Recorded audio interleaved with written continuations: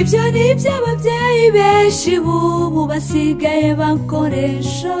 akiragwiza kwibaruka akajyanzana umungere atahanje ndahejeje hasigaye umukozi nawe ategewe shira igikuru n'agafaranga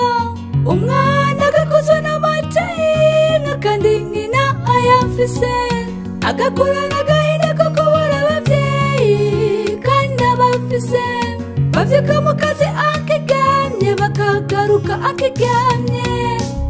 asigaye yikundira abakozi ababyeyi biwe naberegwa ababyeyi nabo kubwo gushaka agafaranga bana babona ababyeyi abo bana n'umugisha bafate neza hari benshi babuze ariko ntibababone kazoza kabana erega kazoza keza ku mwana kava ku muvyeyi igise kirababaza ntitubakabe n'amafaranga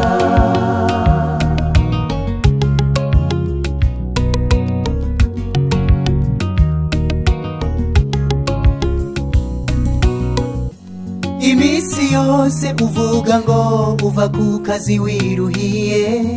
ariko ugeze muhira ushikira kuri telefone abana bamana agahinda bifuza kuyaga nawe bakakubura begereye nakuri uvuga ngo kigende soka ucibuka no gusenga uva kuri telefone wiryamira inshuti n'abagenzi ntibakikuronka wibagiwe ko ako kazi ufise ari Imana yakaguhaye kumbura ufata akanya n'umuryango mugani babyeyi hari benshi babuze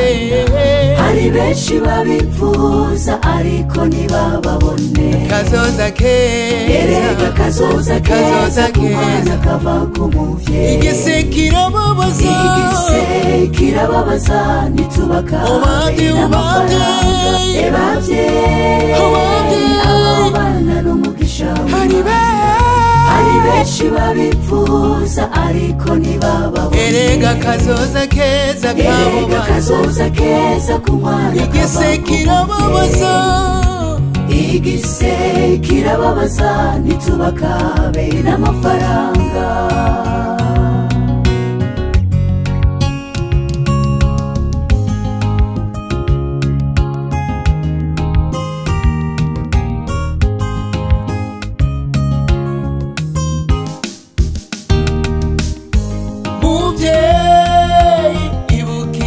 wasenga Imana uyisaba ngo igumugisha w'ibibondo ikebuke wegera abo bana kuko Imana izobakubaza